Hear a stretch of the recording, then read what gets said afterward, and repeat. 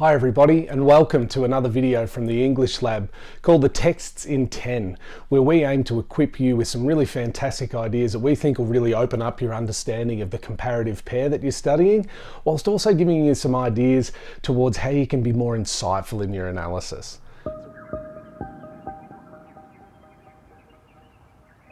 Throughout the video, I'm going to take you through three things that we noticed in Tracks and Charlie's country that we think are really worth digging into so that you can go further with the way that you can compare and so that you can be dealing with the most insightful ideas that are going to lead to the best comparison for your work.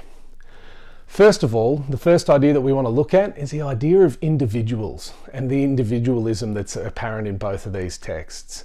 Now, with most texts, I'm always making sure that I'm telling students to go beyond the main characters, to go beyond the obvious. However, this is challenging when we look at Tracks and Charlie's country because they are so predominantly focused on an individual within each of them.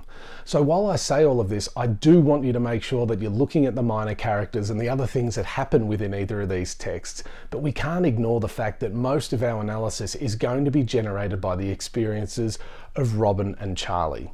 And so rather than just pointing out the fact that we can see similarities in the fact that both of these texts look at the experience of individuals, we need to start to find some differences in the way in which these individuals show things about a society and the messages and the values that the creators of either of these texts are getting across to us. And so where we can see things start to differ is that whilst both of them stand away from a community and stand away from a society, they can both show us things about that society, perhaps that they only get that vantage point through being that outsider. And whilst they both share that quality, they both say different things about that society. Robyn, as a white Australian in the 1970s, is able to find many things that are the ugly side of Australia, the sexism, misogyny and racism that exists in some of these communities, and the way in which she starts to see that as this individual that doesn't want to be a part of that but would rather be on her own. Of course, this differs to Charlie's experience because he is more living through those constraints and living through these things that have been placed upon him and the way in which he's seeing his community and his people be impacted by European settlement even centuries further down the line. So we start to ask ourselves the question, is it possible for anybody to actually be an individual? In this climate, this current climate of the 1970s and more the present day storytelling of Charlie's country, can any one person stand out from a society and be there on their own, or are they always going to need the help of some other people?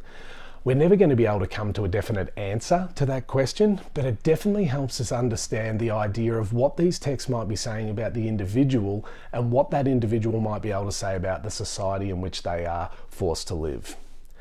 The second idea that I really want you to think about is the idea of the constraints that are placed upon both of these characters. And much like with the fact that they're individuals, we need to go further and dig deeper rather than just identifying the fact that both of them have constraints placed upon them. And so with this, we want to think about where they might begin with their similarities, but then where they start to go off and where they start to diverge in their experiences. So with this, we can look at Charlie. And of course, the constraints that are placed upon him are quite obvious and apparent and blatant. We see the confiscation of his spear. We see the confiscation of the water buffalo that he has hunted. We see these things taken away from him and the constant presence of the police and law and order in his life. So we see these things where he is very constrained by these people around him. On top of that, he talks about the health of the people around him and the dangers of alcohol and tobacco and marijuana and all of these types of things that are keeping him and his people down, but that lack of opportunity or lack of access to any other form of living that makes things so difficult for them. Of course, these ideas and this interventionism that Charlie has such an issue with and that he shows the negative side of can be seen differently to Robyn's experience. And whilst they might both begin with the fact that they are constrained, the manner in which they are constrained is where we can start to really tease out some differences and start to find some fantastic material for comparison. Robyn's constraints obviously come more from the misogyny and the sexism that she experiences in 1970s Australia. And with that, obviously her experience as this individual that's looking to break free of those molds is something that is made more difficult than what it needs to be. Of course, we see this through the way in which he says that she wants to be free of disguises and prettiness and attractiveness and all of these things that she is expected to be as a woman. And so on top of that, where we can go further with this understanding of these constraints is to start to look at the nature of them as well. In Charlie's world, we have these very concrete ideas of how he is constrained and how he is held down. We have the intervention of the police. We have the fact that he is incarcerated and sent to jail, and we see the monotony of his experience in jail. That this society, that this law and order, these powers that be have such an impact on him that he goes through this journey where, after being on his own and trying to find that individuality, he is a part of a system that ends up landing him in court as well, and then ultimately in jail. So these are very concrete constraints that are placed upon him. In Robyn's case, these are more abstract.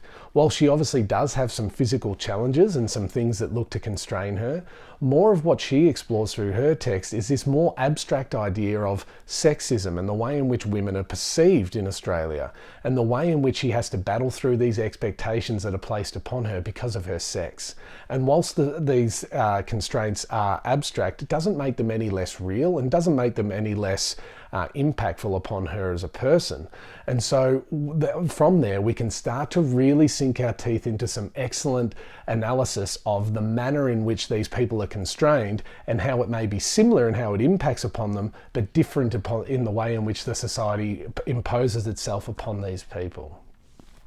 And so idea number 3, and our final one for today's video, is taking a look at the manner in which that idea of individuality and the constraints placed upon them leads to how people perceive themselves, but rather actually on top of that, how a society wants these people to perceive themselves.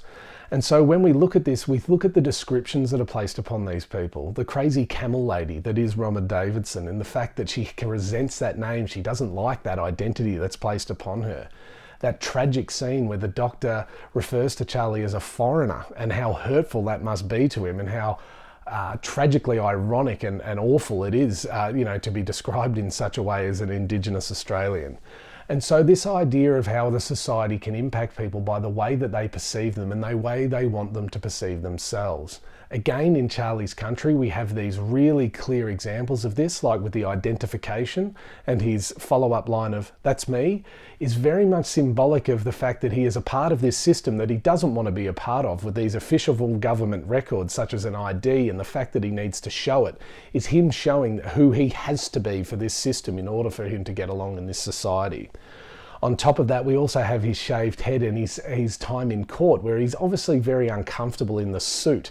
This is him being a part of a system that he's not interested in being a part of, but rather this is how he must be perceived and this is how he must be seen. And so when we take a look at this in further detail, we start to see that often how someone is in themselves and how they are perceived by the society around them can be very different things, and that those constraints we talked about earlier are often a way of getting people to try to think about themselves in the way that a larger society would want them to think. And so that's 3 ideas. In summary, we've looked at the fact that we've got individuals against a larger society that wants to pigeonhole them and have them a certain way. And we have this lack of freedom, and in some cases, some examples of freedom that these characters are able to find. I'm sure we haven't covered everything in such a short video, so please, if you think there's something that we've glossed over or there was evidence that we've missed out on, make sure you put it down there in the comments. As well, on top of that, you can please challenge something that we've said. Perhaps you see it differently. We'd love to hear that. Or if there's any questions that you have or something else that you'd like to see us cover in one of our future videos, please make sure you jump down there in the comments and ask us. We'll be really interactive with that and looking to help as many of you as we can. As long as you put some questions or some further feedback in there, we'll be able to help you out. If you've enjoyed today's video, press like. If you'd like to send this out to other people that you know are studying tracks or Charlie's Country, we'd really appreciate that. We've got videos for all 7 of the other comparative texts. And we've also got some subsequent videos coming up, not just for Tracks and Charlie's Country, where we'll look at some sample essays and some sample paragraphs and so on, but also for things like language analysis and perhaps your Section A text as well. All of that's going to be coming up throughout the rest of 2020. And so if you want to be able to be kept up to date with those things, The way that you can receive notifications for that is to subscribe to our channel at the English Lab. That way you'll be kept up to date with all of the new videos that we have, and we'll be able to help you along with your VCE journey. I hope you've enjoyed today's video. My name's Ben Taylor. My company is called the English Lab. We're here to help you. If you want to send us any questions or any comments that you have, we'd really appreciate it. All the best for the rest of your journey through VCE, and keep it up and good luck.